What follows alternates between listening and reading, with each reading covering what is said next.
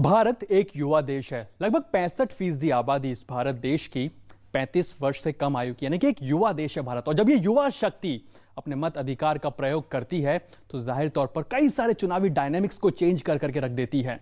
आज gen next के इस पटल पर हम ये जानने की कोशिश करेंगे कि आखिर जो देश का युवा है, जो युवा शक्ति है, वो किस तरह से आज के मत अधिकार को समझती है, जानती है और किस तरह से उसे इस्तेमाल करती है। जानती भी है या नहीं जानती है, किस तरह से इस्तेमाल करती है, इस पर भी चर्चा करेंगे। और किन किन चैलेंजेस का सामना करना पड़ता है इस युवा को, इसको भी आज जानने की कोशिश करेंगे। जेन नेक्स्ट के आज के शो में हमारे साथ दो खास मेहमान मौजूद हैं। हमारे साथ मौजूद है फॉर्मर सीईसी SY कुरैशी साहब। आपका बहुत बहुत स्वागत है आज जेन नेक्स्ट के इस खास कार्यक्रम में। और साथ ही साथ हमारे साथ मौजूद हैं प्रतिभा ज्योति जी, जो कि सीनियर जर्नलिस्ट हैं। आपका भी बहुत बहुत स्वागत है इस शो के अंदर। शो की शुरुआत तो हम करते हैं और शो की शुरुआत में हम एक जो युवा का ओपिनियन है इसे समझने की कोशिश करते हैं। आप में से सबसे पहले समझना चाहूंगा, कितने लोग अपने वोटिंग जो पावर होती है उसका इस्तेमाल कर चुके हैं?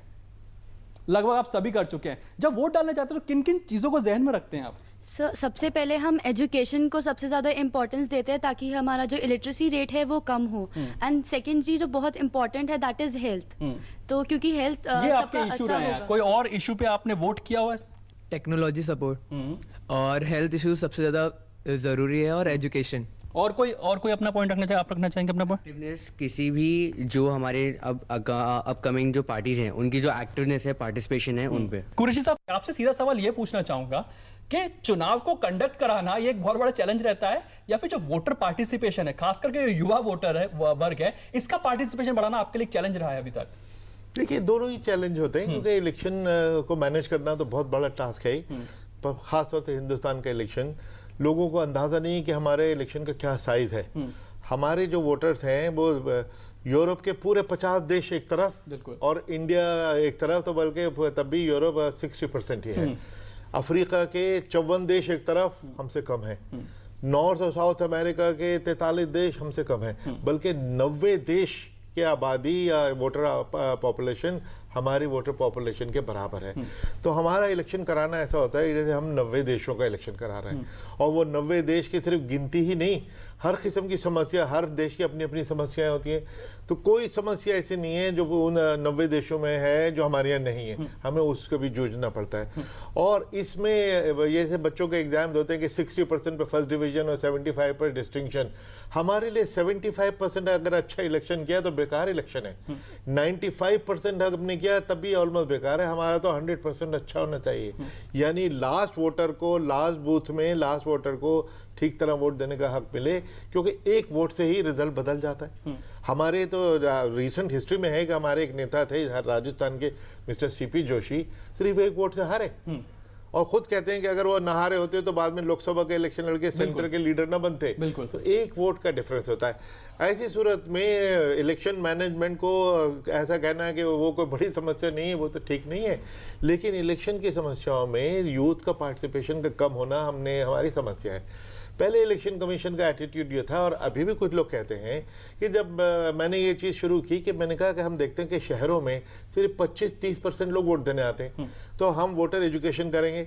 तो कई लोगों ने कहा कि साहब, वोटरों को एजुकेट करना आपका काम नहीं है, हमारा काम तो सिर्फ इलेक्शन मैनेज करना है। मैंने कहा नहीं, बिल्कुल काम है। क्योंकि अगर वोट का ये पार्टिसिपेशन कम रहेगा तो जो कैंडिडेट चुन के आते हैं उनकी लेजिटिमेसी पे क्वेश्चन होता है कि भाई सिर्फ 20% लोगों ने इनको वोट दिया था, 80% ने तो दिया नहीं, तो हमारे नेता कैसे हुए, हमारे नुमाइंदे कैसे हुए? 80% ने क्यों नहीं दिया, हम उनसे पूछना चाहते थे। और उसमें हमने देखा कि शहरों में, युवाओं में और औरतों में पर्टिकुलरली तीन कमियां थी। इन तीनों को हमने एड्रेस किया और उसके नतीजे आप देख रहे हैं। एक प्रॉब्लम होती है कि होम टाउन कहाँ होता है और वो जॉब करने के लिए, स्टडी करने के लिए बाहर रह रहे हैं, तो ये उनके लिए एक बड़ी प्रॉब्लम हो जाती है कि सिर्फ वोट देने के लिए। नेहा ने एक इंपॉर्टेंट पॉइंट उठाया है, रहते कहीं और हैं, काम कहीं और कर रहे हैं, वोटर ID कार्ड नहीं मिल पाया है। क्या ये भी एक रीजन है कि वोटर पार्टिसिपेशन बढ़ाने में थोड़ी बहुत दिक्कत आती है? यंगस्टर्स के लिए एक बहुत बड़ा चैलेंज हो जाता है, वोट करना चाहते हैं, वोटर ID कार्ड नहीं है। बिल्कुल ठीक कह रहे हैं। और उसका जवाब है कि वो हम वही समझाना चाहते हैं कि खासतौर से स्टूडेंट्स में ये समस्या आती है कि स्टूडेंट अपने घर बार छोड़ के हॉस्टल में आके रह रहे हैं। रूल ये है कि जहाँ पे आप 6 महीने से ज़्यादा रह रहे हैं, चाहे अपने हॉस्टल में रह रहे हैं, तो आप वहाँ रजिस्टर करा सकते हैं, बल्कि कराना ही चाहिए। आप घर तो आप नहीं जा पाएंगे, घर थोड़े बहुत दूर दूर है, यहाँ नाम रजिस्टर करा लीजिए, जब वापस घर जाएंगे यहाँ कट जाएगा, वहाँ पर लिखवा लीजिएगा, लेकिन वोट जरूर दें। सिर्फ ये इस वजह से न रह जाए महरूम कि मेरा घर दूर है और यहाँ तो नाम रजिस्टर्ड नहीं है। तो ये प्रावधान है जो पता होना चाहिए। चलिए, इंपॉर्टेंट पॉइंट आपने उठाया, लेकिन प्रतिभा जी आपके पास आऊंगा। जैसे वोटर एजुकेशन की बात कही जाती है, जिस दिन चुनाव होता है, यंगस्टर्स होते हैं, कई लोग तो वोट करने जाते हैं, कई लोग वोट नहीं भी करते हैं, बोले कि क्या फर्क पड़ता है। ऐसे भी कई जो हमारे पास सैंपल साइज में लोग हैं, इनके लिए वोटर एजुकेशन के लिए क्या कुछ किया जा सकता है? क्या करिकुलम का पार्ट एक होना चाहिए कि वोटिंग कितना इंपॉर्टेंट होता है? कई लोगों को विधानसभा चुनाव, असेंबली इलेक्शन के डिफरेंस भी नहीं पता होते, तो ऐसे लोगों को किस तरह से एजुकेट किया जाएगा? बिल्कुल, एक तो इसमें चुनाव आयोग जो है बहुत अच्छी पहल करता है, जो नेशनल वोटर्स डे मनाता है। इस पर कुरैशी साहब थोड़ा बता सकते हैं बाद में। ये जो वोटर्स को अवेयर करने का काम जो है ना, वो कई तरीके से हो सकता है, कई जरिए से हो सकता है। ये सिर्फ इलेक्शन कमीशन का काम नहीं, या ये सिर्फ पॉलिटिकल पार्टी का काम नहीं है, ये परिवार का भी काम है, ये समाज का भी काम है, और ये सब लोगों का काम है कि आप वोट डालने जाइए। आज का जो यूथ है उसने एक सबसे बड़ी जो हम कहते हैं ना, एक उसको तोड़ा है, एक बैरियर तोड़ा है।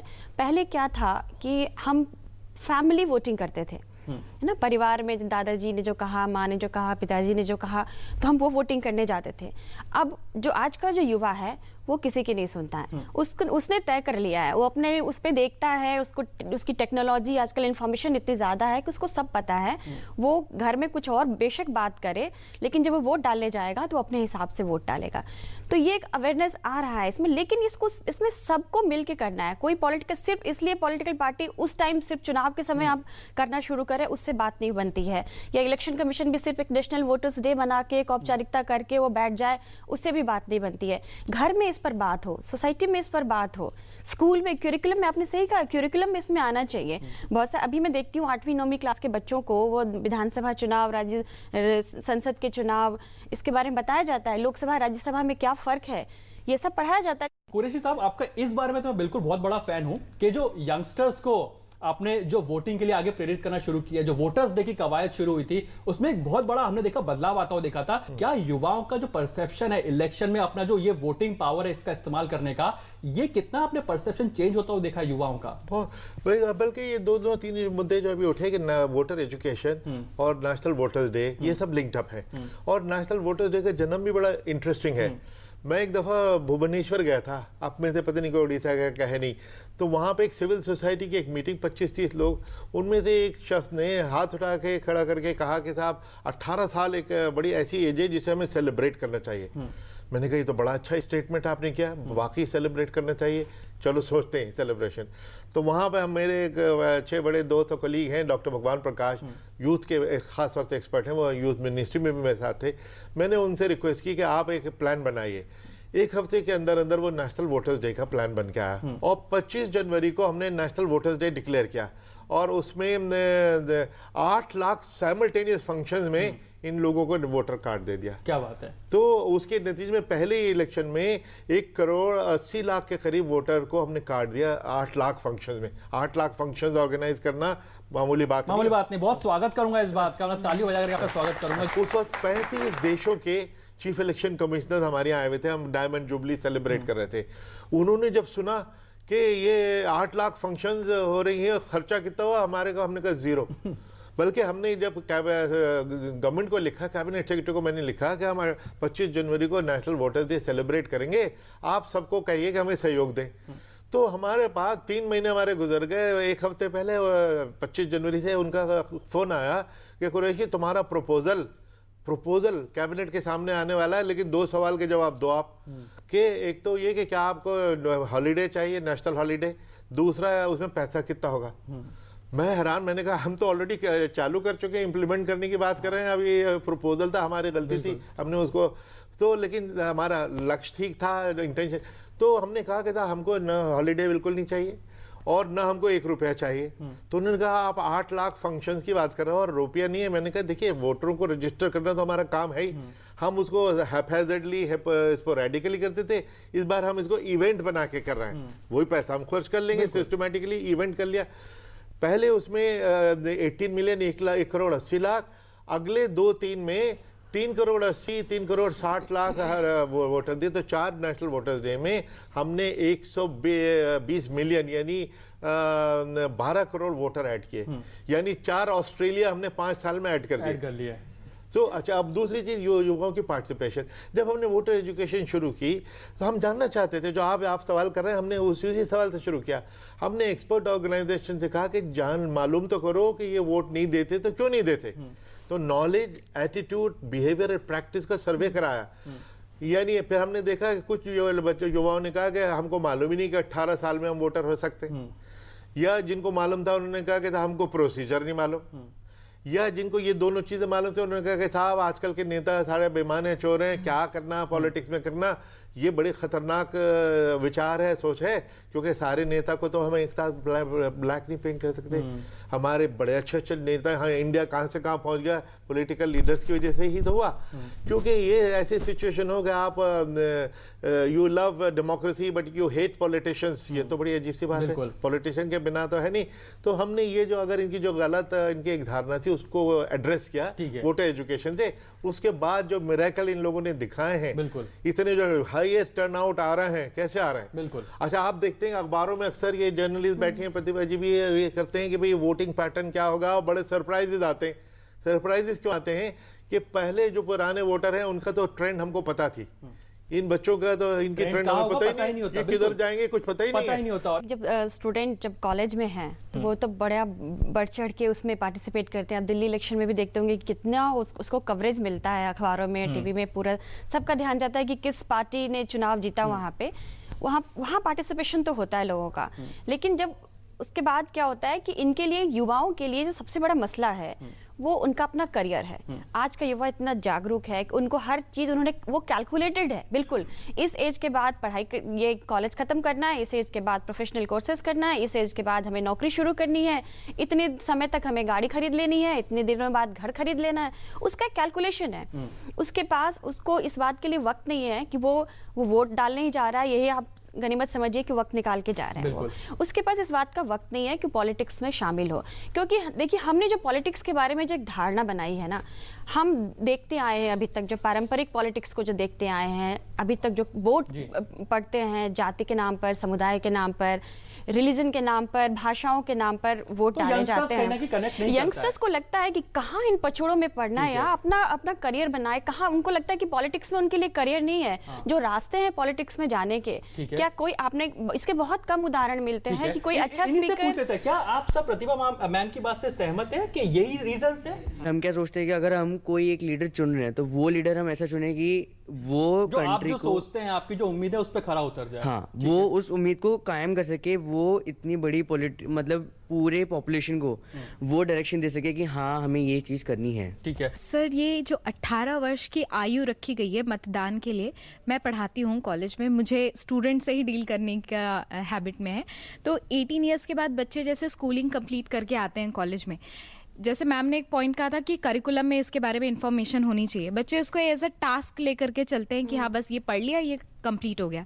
बट प्रॉपर इंफॉर्मेशन कि कौन सी चीज़ कैसे डिफाइन होती है, हमारा इसमें क्या रोल है, ये बच्चों को एजुकेशन होनी चाहिए। प्लस अगर मैं बैकवर्ड क्लास की बात करूँ, आज देश में कई ऐसी जगह पे जहाँ पे लोगों के पास इतना लिटरेसी रेट जहाँ बहुत पुअर है, वहाँ पे लोगों को इन्फॉर्मेशन नहीं है कि 18 ईयर्स में वो नॉलेज भी नहीं है, वो मैच्योरिटी नहीं है कि विच लीडर टू चूज। ठीक है, इंपॉर्टेंट पॉइंट इन्होंने उठाया। और एक और जो हम स्टैटिस्टिक्स रीड कर रहे थे, 18 से 19 साल का जो वोटर का जो तबका है, उसका वोटिंग बिल्कुल ना के बराबर मान के हम चल सकते हैं, इतना कम रहता है। इस मुद्दे पे क्या कुछ किया जा सकता है आगे, कुरैशी साहब? देखिए, वोटिंग उनका युवाओं का टर्नआउट के बारे में तो फिगर्स हमारे पास होती ही नहीं है।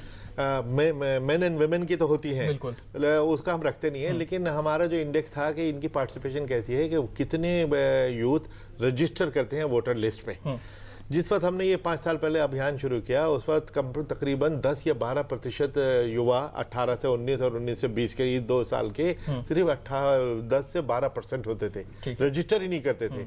फिर हमने जब वोटर एजुकेशन की और ये हमने 5 नेशनल वोटर डे मनाए हैं, उसके बाद से अब ये 60-65% तक युवा 18 से 19 वाले रजिस्टर हो गए। यानी अभी भी हमें बहुत कुछ करना बाकी है, तो एक तो उसको पूरा करना है। और जैसे मैडम ने कहा कि युवाओं में मेरा एक विचार है कि इससे बच्चों से पूछेंगे कि आजकल के जो कॉम्पिटिटिव माहौल इतना हो गया है स्कूलों कॉलेजेस में कि बिल्कुल किताब के कीड़े की तरह आप लगे रहिए, किसी और चीज़ की, किसी एक्स्ट्रा करिकुलर एक्टिविटी का टाइम ही नहीं है। न वो स्पोर्ट्स में हिस्सा ले पाते हैं, न म्यूजिक डांस ड्रामा में लेते हैं, तो पॉलिटिक्स में तो बिल्कुल ये सारा सैंपल इसमें मुझे एक बात ये लगती कह है रहे हैं कि हम लोग चुनाव में पार्टिसिपेशन करते ही नहीं है। हाँ, तो लेकिन ये कह सकते हैं कि चलिए स्टूडेंट डेज में न करें, लेकिन जब आपकी स्टडीज 21 साल में खत्म हो जाती हैं, 22 में, तब भी युवा तो आप जब भी हैं, उसके बाद आपका क्या कुरैशी साहब, इसमें मुझे एक बात लगती है कि जैसे हम घर में जब हम खाने के टेबल पर बैठते हैं अपने पेरेंट्स के साथ, अपने घर वालों के साथ, तो उस समय ये बात होनी चाहिए कि अब अच्छा आप 18 साल के होने वाले हो, बच्चे कहते हैं ना अब मैं 18 साल का हो जाऊंगा, मुझे स्कूटी चलाने दो, मुझे बाइक चलाने दो। बच्चों को, ये युवाओं को कहना चाहिए अब मैं 18 साल का हो जाऊंगा, इस बार मैं वोट डालने जाऊंगा। ये बातचीत भी ठीक है, लेकिन जो कुरैशी साहब मुद्दा उठा रहे हैं कि ये लोग पॉलिटिक्स में आने नहीं चाहते। एक पूछ भी देते सवाल, कितने लोग ये मतलब होता है कि घर में बात हुई कि डॉक्टर इंजीनियर तो ठीक है समझ में आता है, बनना चाहते हैं, किसी का ऐसा हुआ कि किसी में घर में किसी ने कहा कि आप पॉलिटिशियन बनिए, प्राइम मिनिस्टर, पीएम, सीएम, इस तरह से कुछ पोजीशन, क्या किसी के घर में ऐसी बात हुई है आज तक? कोई नहीं हुई है। आप कुछ बताइए। ये बोला गया था कि ऐसा नहीं है कि आप पॉलिटिशियन बनिए, बट उनकी जो सोच है कि क्या वो सोचते हैं और आपको क्या सोचना चाहिए, उनके विचार, उनकी सारी बातें हमें पता होनी चाहिए कि वो क्या कर रहे हैं। ये मुद्दा उठाया गया। ठीक है, जैसे जनरेशन टू जनरेशन टिकट्स एक फादर है वो अपने बेटे को देगा, और कहीं ना कहीं उस पर्सन की वैल्यू मुझसे ज्यादा होगी, तो मैं उधर जाके जितना टाइम अपना उधर वेस्ट करूंगी, sir it's a waste of time. ठीक है कुरैशी साहब, क्या कुछ कर सकते हैं पॉलिटिक्स में? अगर आना भी चाहें, एक आइडियल कैंडिडेट बनना भी चाहें, तो किस तरफ जाएंगे, कौन सी राह पकड़ेंगे? नहीं, ये तो अब जैसे बच्चों ने बताया, युवाओं ने बताया, मुझे बच्चे नहीं कहना चाहिए कि ये कंसर्न तो ठीक है कि जब उन्हें लगता है कि नेता अपने बच्चों को ही देते हैं टिकट, औरों को देंगे नहीं तो हमारा चांस क्या है। और आजकल इंडिपेंडेंट इलेक्शन लड़ना तो बड़ा मुश्किल काम है, पार्टी टिकट के बिना बात नहीं बनती। फिर भी लेकिन आप लोगों की जैसे स्टूडेंट पॉलिटिक्स से शुरू हो सकता है, फिर पंचायत के इलेक्शन, म्यूनिसिपल इलेक्शन, लोग लोअर लेवल पे इलेक्शन लड़े। ऐसा नहीं है कि हर नेता का बच्चा ही पॉलिटिक्स में आ गया है, बहुत सारे कॉन्स्टिट्यूंसीज हैं जो फ्री हैं। लेकिन बेसिक रीज़न जिस वजह से ये नहीं आते हैं, क्योंकि पॉलिटिक्स के बारे में इनका विचार ऐसा है कि ये कुछ अच्छे लोगों का काम नहीं है। उसको हमें बदलना चाहिए कि अगर आप ऐसा सोचेंगे तो अच्छे लोग आएंगे कैसे? और जब तक आप आगे नहीं आएंगे तो आप ही तो देश के फ्यूचर हैं, आप कल के नेता हैं, तो उस विचार को बदलना पड़ेगा। नेशनल वोटर एजुकेशन के प्रोग्रामों में हमने बड़े स्कूलों कॉलेजों को इन्वॉल्व किया था। बच्चों के जिम्मे जैसे हमने लगा दिया कि जो माँ बाप घर में बैठ के कहते हैं हमने तो आज तक वोट नहीं दिया, सरकार को बैठे हुए कोस रहे हैं और साथ साथ ये कह रहे हैं हमने आज तक वोट नहीं दिया। अरे तुमने अगर अच्छा वोट नहीं दिया तो फिर सरकार को कोसने का क्या राइट है? हमने बच्चों को लगा दिया इनके पीछे कि अपने माँ बाप को पकड़ना कि पिताजी माताजी आप रोजाना बैठ के नेताओं को कोसते हो, गाली देते हो, वोट क्यों नहीं देने गए थे, चलो कल इलेक्शन है वोट जरूर देना है। ऐसा बच्चों ने उसमें पार्टिसिपेशन किया, स्कूल के बच्चों ने जो अभी वोटर नहीं थे, कि उन्होंने माँ बाप को फोर्स किया और जाके टीचर्स को सर्टिफिकेट ला के देगा आज हमारे दोनों माँ बाप ने वोट दिया। उसके नतीजे में बहुत ही टर्न आउट हुआ था। कुरैशी साहब, एक और चीज जिसका मैं व्यू पॉइंट आपसे लेना चाहूंगा, जब हमने 2014 का इलेक्शन भी देखा था तो उस समय पे लोगों ने यहाँ पे जो ब्लैक मार्क होता है इलेक्शन देने के, वोट देने के बाद में, और लोगों ने फेसबुक और ट्विटर पे जिस तरह से अपलोड किया, कई लोग चुनाव में वोट डालने इसलिए गए थे ताकि वो फेसबुक पे अपने जो फोटोग्राफ्स है उसे अपलोड, और आई थिंक यंगस्टर्स उसमें काफी सारे थे जो कि सिर्फ इसी वजह से चुनाव में वोट डाल रहे थे कि मतलब फेसबुक अपनी फोटो अपलोड कर सके। बिल्कुल नहीं, लेकिन इसके बीच जो बहुत आपने इंपॉर्टेंट ऑब्जर्वेशन की कि होता क्या था कि पहले ये था कि वोट न देना एक फैशन स्टेटमेंट था कि मैंने तो आज तक वोट ही नहीं दिया।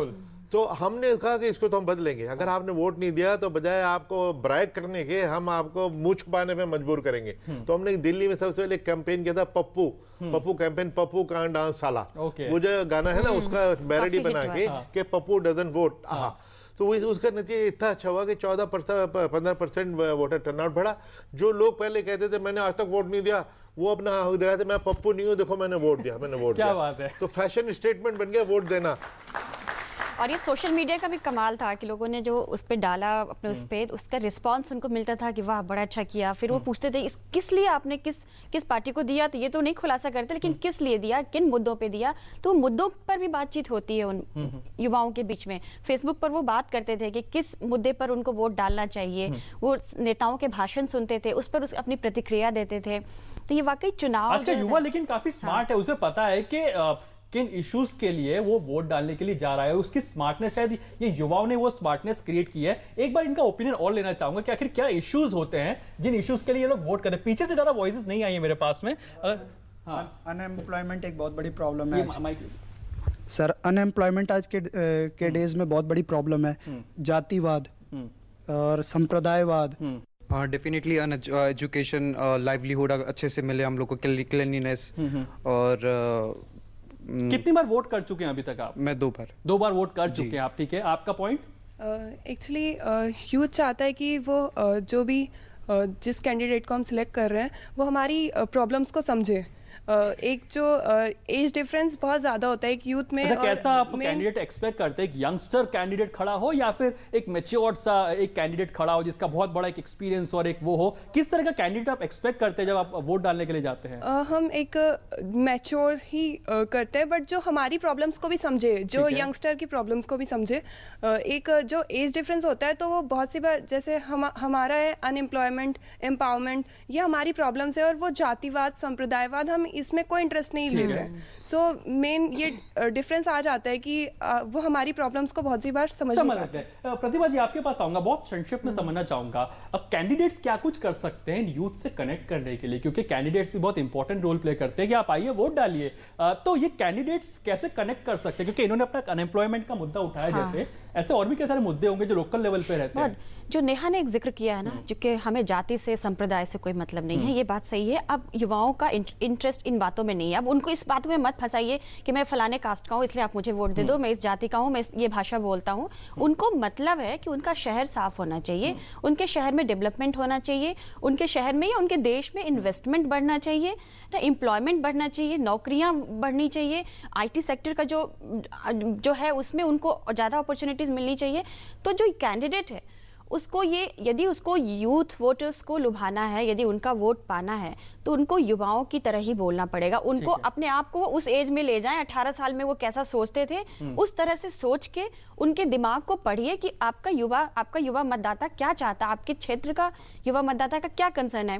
क्या जो गाँव में रहने वाले युवा है, उनको कॉलेज तक जाने के लिए उनको बस यदि नहीं मिल रही है, तो उनके लिए यही सबसे बड़ा मुद्दा है। उनके लिए मुद्दा नहीं है कि वो आप किस जाति के हो, आप किस संप्रदाय के हो। उनको आप बस दिलवा दीजिए, उनको फ्लाईओवर बनवा दीजिए, उनके लिए कॉलेजेस खुलवाइए, उनको हेल्थ दीजिए। उनके घर में यदि उनके दादाजी, उनके फादर बीमार हैं, तो उस युवा के लिए उसके लिए चिंता की विषय है ये। तो उसको इन सब चीजों से मतलब है, जो कनेक्ट की बात है। लेकिन कुरैशी साहब, आपने तो काफी इलेक्शन को माइन्यूटली गौर से ऑब्जर्व भी किया होगा। कौन से कैंडिडेट ऐसे होते हैं जो मतलब कहीं ना कहीं जीत जाते हैं? क्या जो ज्यादातर यूथ कनेक्ट करते हैं उनको कहीं ना कहीं सफलता मिलती है, या फिर जो और मुद्दों पे लड़ते हैं उनको सफलता मिलती है? अगर एक ओवरऑल पर्सपेक्टिव समझने की कोशिश करें, आखिर वो क्या चीजें होती हैं जो एक चुनाव के डायनामिक्स को चेंज करके रख देती है? देखिए, कैंडिडेट्स जो हैं वो अपने वोट बैंक्स देखते हैं कि अब तक तो यूथ तो वोट करता ही नहीं था, तो इसलिए उनको यूथ की चिंता नहीं थी, इसलिए यूथ के इश्यूज की वो बात नहीं करते थे। अब यूथ ने आके वोट देना शुरू किया है, तो अब इनके कंसर्न को ध्यान देना वो ऑटोमेटिकली शुरू करेंगे, क्योंकि वो यूथ के वोट से काफ़ी डिफरेंस होने लग जाएगा, जो ऑलरेडी पिछले 2-3 इलेक्शन में, 5 साल के इलेक्शन में दिखाई देने शुरू हो गया। तो जैसे जैसे ये पार्टिसिपेट करेंगे और उनको लगेगा कि सबसे बड़ा चंक तो यही है और यही डिसाइसिव फैक्टर बनेंगे, तो इसलिए इनकी प्रॉब्लम भी उनके टॉप प्रायोरिटी पे चले जाएंगे कि भाई इनको हमने लुभाना है। और इन्हें नहीं कि अब सोशल मीडिया का इस्तेमाल तो पॉलिटिकल पार्टी एक से एक बढ़ के करने लग गई। उसमें उनका टारगेट ऑडियंस ही यूथ ही है। बिल्कुल जैसे पिछले इलेक्शन में 2014 के इलेक्शन में एस्टिमेट लगाया गया था कि 1/5 ऑफ द कॉन्स्टिट्यूएंसी, 20% कॉन्स्टिट्यूएंसी जो थी, ये डिजिटल कॉन्स्टिट्यूएंसीज इसको माना गया कि जहाँ पे, और डिजिटल कॉन्स्टिट्यूएंसी की डेफिनेशन लूजली ये थी कि जहाँ पे कम से कम 20% लोग इंटरनेट से कनेक्टेड हैं। क्या बात है। तो उन तक पहुँचने की आप देखेंगे बड़े कम पढ़े लिखे कैंडिडेट भी सोशल मीडिया का इस्तेमाल इसलिए करने लगे कि इन लोगों तक पहुँचने की कोशिश है, क्योंकि आहिस्ता आहिस्ता उनको अंदाज़ा होने लग गया कि ये युवा हैं जो उनका फ्यूचर डिसाइड करेंगे, हराएंगे, ये जितवाएंगे, ये लोग जिताएंगे, तो इनके इश्यूज प्रायोरिटी बढ़ते जाएंगे। आप और बढ़ चढ़ के आगे आइए और जिन कॉजेज जो आपके कंसर्न है उसको एक्सप्रेस कीजिए। और जो पुरानी राजनीति थी, कम्युनलिज्म, कास्टिज्म और इस किस्म की अपील को रिजेक्ट जब आप करेंगे तो ऑटोमेटिकली आपके इश्यूज की तरफ ध्यान आएगा। चलिए, बहुत कम समय, लेकिन ये वोटर्स है। हाँ, आपका एक ओपिनियन ले लेते हैं कि क्या कुछ आपको लगता है। जी बताइए, क्या कुछ पॉइंट रखेंगे? जी, मैं कहना चाहता हूँ कि जब कोई युवा वोट करने जाता है वो देखता है वहाँ पे 3 या 4 रिप्रेजेंटेटिव्स होते हैं, तो उनमें से वो यूजुअली देखता है कि उनमें से बेस्ट कौन सा होगा और उसी को वोट देता है। एक ही रिजर्वेशन बहुत बड़ी प्रॉब्लम आ रही है कि 18 साल के बाद जब हम कॉलेज चूज करते हैं, पेपर्स देते हैं, तो रिजर्वेशन क्राइटेरिया से जो बच्चे रह जाते हैं उनके लिए प्रॉब्लम इतनी बढ़ जाती है। वो तो रिजर्वेशन का मुद्दा कह रहा है। और जो ये नोटा का भी एक जो ऑप्शन बीच में हमने आया था, आई थिंक ये भी काफी ज्यादा सक्सेसफुल रहा था एक टाइम में, और काफी इस्तेमाल भी किया गया था कई जगह, जो सुनने में आया था। जी देखिए, काफी सक्सेस, 1% वोट जो थे, 4th लार्जेस्ट वोट जो पड़ा था नोटा को पड़ा था। लेकिन जिस पर्पज से लोग नोटा मांगते हैं वो पर्पज अभी का नहीं है। नोटा के नन ऑफ द अबव के, हमको ये सब अच्छे नहीं लगते, हम सबको रिजेक्ट करते हैं। इंटेंशन शायद उनकी ये थी कि उसके बाद दोबारा इलेक्शन किया जाए। वो ऐसी स्थिति नहीं है। एक सिर्फ एक एक्सप्रेशन ऑफ नो कॉन्फिडेंस है कि हमको ये कैंडिडेट पसंद नहीं, ताकि पॉलिटिकल पार्टी आगे जब टिकट दें तो अच्छे कैंडिडेट को टिकट दें। चलिए, और इसी मुद्दे के ऊपर आज इस जेनेक्स को यहीं पे हम समाप्त करते हैं। कुरैशी साहब, आप इस शो पर आए, आपको बहुत बहुत मतलब शुक्रिया अदा करना चाहूंगा कि आपने जो तमाम जो मुद्दे जो रखे और सुलझाए भी, जो उनकी जो जानकारी आपने जिस प्रकार दी, आपका बहुत बहुत शुक्रिया। और प्रतिभा ज्योति जी, आपका भी बहुत बहुत शुक्रिया, आप शो पर आए और एक आपने अपना पर्सपेक्टिव रखा। तो जेनेक्स के आज के इस अंक में इतना ही। आज हमने युवा शक्ति किस तरह से अपने मत अधिकार का प्रयोग करके किस तरह से डायनामिक्स को चेंज करके रख सकती है, इस पर आज हमने जानकारी प्राप्त करने की कोशिश की। बहरहाल आज के इस अंक में इतना ही। मुझे दीजिए इजाजत। नमस्कार।